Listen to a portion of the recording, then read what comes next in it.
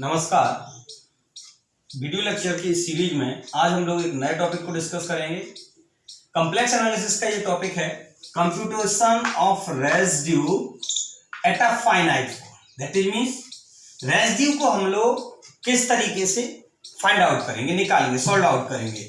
दो कंडीशंस पे हम लोगों ने बात की, residue at a finite form, finite pole पे रेजिड्यू निकालना, और दूसरा हम लोगों ने बात की रेजिड्यू एट इन्फिनिटी और इन्फिनिटी पे निकालना। तो इसके कुछ रूल्स हैं, कुछ केसेस हैं, हम लोग उन केसेस की बात करते हैं, फिर एग्जांपल्स की ओर जाएंगे। तो सबसे पहले हम लोग बात करते हैं computation of residue at a finite pole. Residue find out कर रहे हैं फाइनाइट पोल पे। तो पहला उसने कहा, फर्स्ट केस कहा expression for the residue of FZ at a simple pole Z equal to A. अगर हम रेजिड्यू निकालते हैं किस कंडीशन पे, simple pole Z equal to A के लिए, तो उसने दो केसेस दिए। पहला केस उसने कहा the residue of FZ at the simple pole Z equal to a is limit Z tends to a Z minus a f z. Second बात की, तो सेकेंड में उसने ये कहा if f z is of the form, अगर जो फंक्शन दिया गया है और वो पर्टिकुलर केस है, इस टाइप की फॉर्म हो phi Z upon psi z, मतलब कि फ्रैक्शन के फॉर्म में हो, where phi equal to 0 but psi is not equal to 0, then residue of FZ at a simple pole Z equal to a is. तो residue हमारा ये होगा phi A upon psi dash a, और यहां पे जो रेजिड्यू मुझे मिला था वो मिला था limit Z tends to a Z minus a F z. ये दोनों फार्मूले हैं, ये सिंपल पोल के लिए है। सिंपल पोल में ये थोड़ा सा केस हो गया कि जब आपको फ्रैक्शन के फॉर्म में फंक्शन दिया जाए तो हम इसको यूज कर लेंगे, और इसको तो हम किसी भी केस में यूज कर सकते हैं, लेकिन दोनों में एक कंडीशन कॉमन है कि जो पोल हमारा है वो हमारा कैसा होगा, सिंपल पोल होगा। जो पोल हमें चाहिए वो सिंपल पोल चाहिए। दूसरे केस की बात की, residue at a pole of order m. अगर जो पोल है वो ऑर्डर एम का है, सेकंड ऑर्डर है, थर्ड ऑर्डर है, फोर्थ ऑर्डर है, तो जो रेजिड्यू निकालेंगे हम लोग, residue of F Z at a pole Z equal to a is, तो रेजिड्यू होगा 1 upon m minus 1 factorial limit Z tends to A d of differentiation m minus 1 upon d Z m minus 1, मतलब कि differentiation of Z minus A की power m F Z कितने times, m minus 1 times. तो हम लोग जो residue निकालेंगे वो हम लोग इस फार्मूले से सॉल्व आउट करेंगे, लेकिन कब, जब ऑर्डर एम। एक थर्ड जो फार्मूला है इसमें, थर्ड जो है वो दोनों में इंप्लीमेंट कर लेते हैं। उसने कहा residue at a pole Z equal to a of any order, that is means चाहे वो सिंपल हो और चाहे वो ऑर्डर एम हो, दोनों में से कोई भी केस हो, तो फिर उस कंडीशन में हम लोग क्या करेंगे, पुट करेंगे z equal to a plus t in the function f z, extend it in power of t. हम लोग क्या करेंगे, फंक्शन में जेड की जगह पे ए प्लस टी रख देंगे, उसके बाद उसे टी की पावर्स में एक्सटेंड कर देंगे। एक्सटेंड करने के बाद the coefficient of 1 upon T, तो जो कोफिशिएंट ऑफ 1 अपॉन टी है वही हमारा क्या होगा, वो हमारा रेजिड्यू ऑफ एफ जेड हो जाएगा। Coefficient of 1 upon T is the residue of fz at z equal to a, where a simple और आइदर ऑर्डर हो, किसी भी ऑर्डर का हो या सिंपल हो, दोनों केस में हम इस कॉन्सेप्ट को यूज कर लेंगे।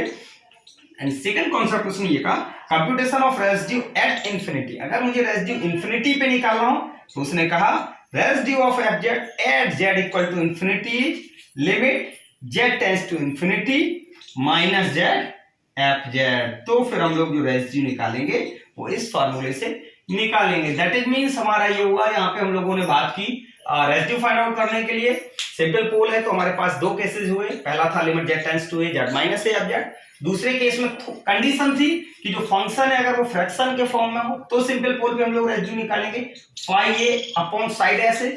आप चाहे तो इसको ऐसे भी लिख सकते हैं, phi Z upon psi Z dash Z at Z equal to A, चाहे जैसा कह लीजिए। और यहाँ पे हम लोग ऑर्डर एम के लिए निकालेंगे, 1 upon m minus 1 factorial limit Z tends to A D m minus 1 D Z m minus 1 Z minus A की पावर m ऑफ जेड। और ये हमारा जो थर्ड केस था, ये तो किसी में भी आप इंप्लीमेंट कर लीजिए। ये जो जेड, बस इसमें ये याद रखना कि सबसे पहले आपको जेड की जगह पे ए प्लस टी रखना है, एक्सटेंड कर देना पावर ऑफ टी में, और जो कोफिशिएंट ऑफ 1 अपॉन टी पूरे फंक्शन में आपको मिलेगा वही आपका क्या हो जाएगा, रेजिड्यू ऑफ एफ जेड हो जाएगा। नेक्स्ट उसने कहा कि रेसिड्यू एट इन्फिनिटी पे अगर हमें निकालना हो तो my limit Z tends to infinity minus z f z. अब हम लोग बात करेंगे एक एग्जांपल्स की और हम सारे केसेस पे एक एक एग्जांपल्स देख लेंगे जिससे कि कॉन्सेप्ट हमारा क्या हो जाएगा, क्लियर हो जाएगा। तो चलिए अब हम लोग एग्जांपल देखते हैं। चलिए तो हम लोग एग्जांपल्स की बात करते हैं। फर्स्ट एग्जांपल लिया हमने, find the residue of Z square upon Z square plus A square at Z equal to I. सबसे पहले हम लोगों ने पोल को देखा तो हमारा सिंपल पोल था। चलिए तो हम लोग इसी एग्जांपल्स में दोनों मेथड्स देख लेंगे। फर्स्ट मेथड में हम लोगों ने फार्मूले को डिस्कस किया था। तो फर्स्ट मेथड में हमने आपसे फार्मूला ये कहा था कि जब हम रेसिड्यू निकालते हैं तो कहते थे limit Z tends to a Z minus a F z. चलिए फंक्शन लिया f z equal to z square upon Z square plus A square, factor कर लिया हमने इसकी। तो जेड प्लस आई है और जेड माइनस आई है, प्लस था तो यहाँ पे हमने माइनस और यहाँ पे माइनस ए स्क्वायर और माइनस को आई स्क्वायर लिख लिया। तो जेड प्लस आई है जेड माइनस आई है, फॉर्मूला यूज किया। किस पे निकालना था, आई ए पे। So residue of F Z at Z equal to I A, so limit Z tends to I A Z minus I A F Z की value मैंने replace की, Z minus I A cancel out हो गया तो बेला limit Z tends to I A Z square upon Z plus I A, replace कर दिया, limit open कर दी हमने, I A square upon I A plus I A, so I square A square और 2 आई ए कैंसिल आउट हुआ तो मिला 1 upon 2 i ए। ये हमारा पहला केस हो गया। पहले केस के इसी क्वेश्चंस को चूंकि हमारा फॉर्म जो है ना वो phi Z upon psi z की तरीके से भी है तो हम दूसरा मेथड भी देख लेते हैं। सेकंड मेथड की बात की हमने कहा f z equal to z square upon Z square plus A square, तो ये फॉर्म हो गया phi Z upon psi z. Phi z यहाँ पे मिला जेड स्क्वायर और साई जेड स्क्वायर प्लस ए स्क्वायर। इसका जो हमने रेसिड्यू बनाया था वो हमने कहा था phi Z upon psi dash Z at Z equal to A, इस टाइप से था। तो चलिए इसका डिफरेंशिएशन कर लिया 1 टाइम, तो 2z, so residue of F Z at Z equal to i, so phi Z upon psi dash Z at Z equal to i, z square upon 2z at Z equal to i. So value limit open कर दी हमने, so i A square upon 2 i A cancel out हो गया, सो मिला 1 upon 2 i ए। तो हम लोग देख रहे हैं जो फर्स्ट दोनों मेथड से जब हमने निकाला तो दोनों से जो मुझे रिजल्ट मिला वो मुझे सेम मिला। अब चलिए हम आगे थर्ड और फोर्थ केस के एग्जांपल्स को और देखते हैं। चलिए नेक्स्ट एग्जांपल देखते हैं, find the residue of e to the power z upon z plus 1 का square at z equal to -1। हमने यहाँ पे देखा z equal to -1 simple pole है, लेकिन यहाँ पे लिखा z प्लस 1 का whole square, that is means वैसे भी अगर हम लोग पोल्स निकालने की बात करें तो हम लोग क्या करते हैं, डिनोमिनेटर पार्ट को 0 कर देते। तो यहाँ पे मिलेगा z प्लस 1 का होल स्क्वायर इक्वल टू 0, तो z इक्वल टू -1, लेकिन किस ऑर्डर का, सेकेंड ऑर्डर का, मतलब ऑर्डर m वाला केस लग गया। अब आप चाहे थर्ड केस लगा दीजिए या 1/t के कोफिशिएंट को यूज कर लीजिए। तो अभी हम लोग t के एग्जांपल्स को बाद में देखते हैं। हमने लिया f z equal to e to the power z upon z plus 1 का whole square, so z equal to -1 is a simple pole of order 2, that is means जो m की वैल्यू मुझे है वो 2 मिल गई। चलिए फार्मूला यूज किया, residue of F z 1 upon, formula थोड़ा सा हम यहाँ पे लिख देते हैं, क्या था, 1 upon m-1 factorial limit z tends to a b m-1 b z m-1 z minus a की पावर m।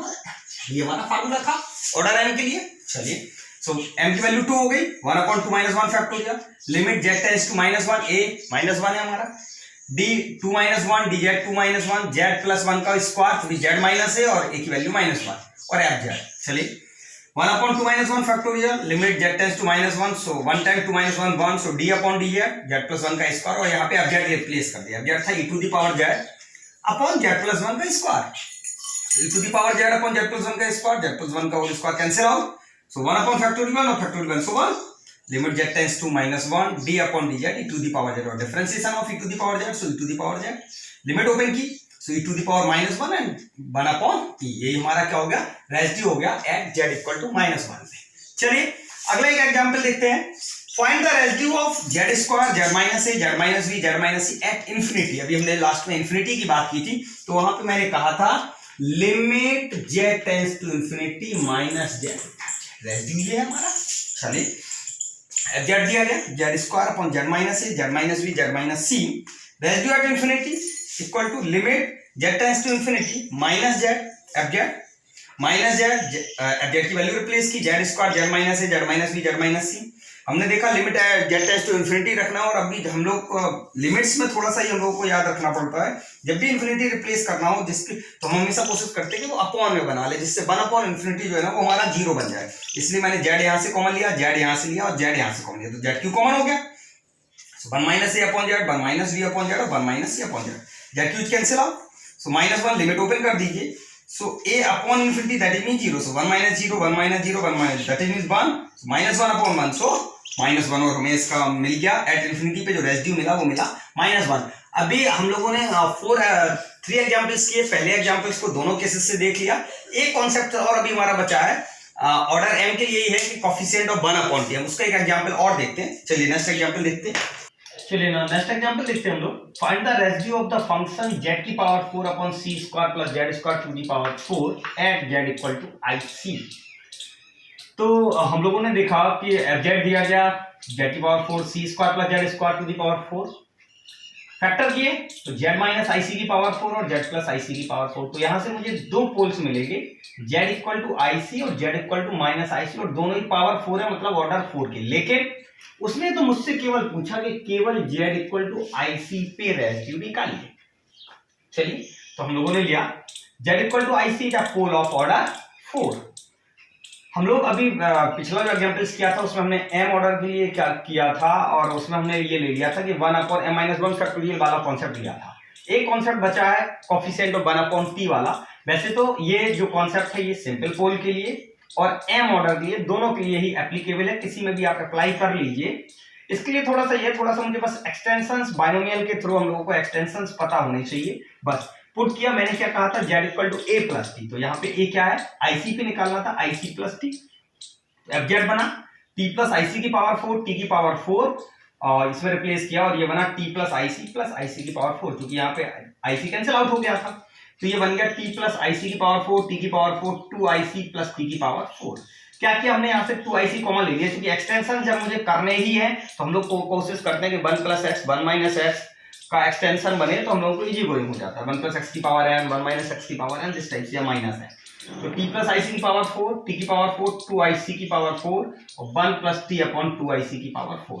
ऊपर लेके गए हम लोग तो बना t प्लस ic की power 4 1 plus t upon 2ic की पावर -4, इसका बाइनोमियल्स कर लेंगे और ये a प्लस b की पावर 4 से इसका एक्सटेंशन कर लेंगे।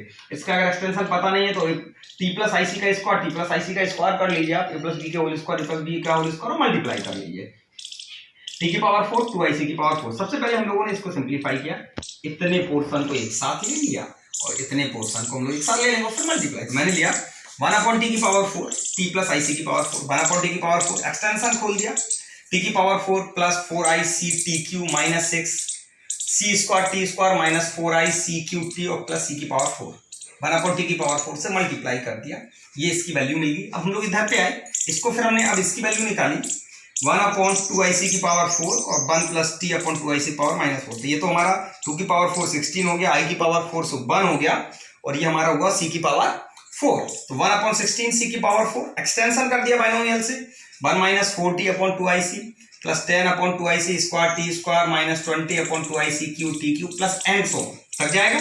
चलिए एफजेड में ये दोनों वैल्यूज हमने रिप्लेस की। अब आता है, अब थोड़ा सा ध्यान से देख लीजिए आप लोग, हमें निकालना था कोफिशिएंट ऑफ 1 अपॉन टी, वही रेसिड्यू है हमारा, क्योंकि हमारा जो रेसिड्यू है यही हमारा क्या होगा, रेसिड्यू ऑफ एफजेड होता है। कोफिशिएंट ऑफ 1 अपॉन, तो 1 अपॉन 16c की पावर 4 तो आगे अब मल्टीप्लाई करना। चलिए हम एक एक टर्म को लेके चलते हैं, तो इस ये तो एंसो है ना, इसका टर्म ले लेते हैं हम लोग।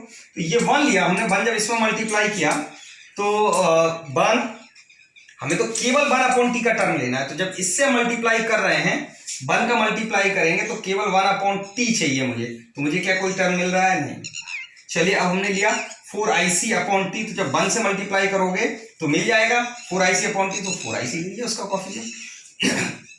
ऐसे टी स्क्वायर वाले का किया, माइनस का 12ic मिल गया, इसका जब मल्टीप्लाई किया तो 10ic मिल गया, और जब इसका मल्टीप्लाई किया तो माइनस का 5 अपॉन 2ic मिल गया, सो बना 14ic minus 29ic upon 2। LCM ले लिया तो ये तो ये बना 28ic माइनस 29, तो माइनस ic अपॉन 2, और ये 1 अपॉन 16c की पावर 4, तो हमारा क्या हुआ minus i upon 32, 1 time c cancel out हो गया, so minus i upon 32c cube, और हमारा ये इसका आंसर अरेंज हो गया, रेसिड्यू अरेंज हो गया। तो इसमें बस थोड़ी सी चीज ये है, ये अच्छा है मेथड, कहीं पे भी आप एप्लीकेबल कर लीजिए, चाहे सिंपल हमारा पोल हो चाहे हमारा ऑर्डर m का पोल हो, बस हम लोगों को थोड़ा सा ये देखना पड़ता है कि इसमें बाइनोमियल एक्सटेंशंस जो है ना वो हम लोगों को पता हो। Thanks for watching this video lecture, और चैनल को सब्सक्राइब करना ना भूलें, और अगर आपको हमारी वीडियो लेक्चर की सीरीज अच्छी लगती है तो फिर आप शेयर भी करें और बेल आइकन को जरूर दबाएं, जिससे कि नए कंटेंट्स आप तक पहुंचे।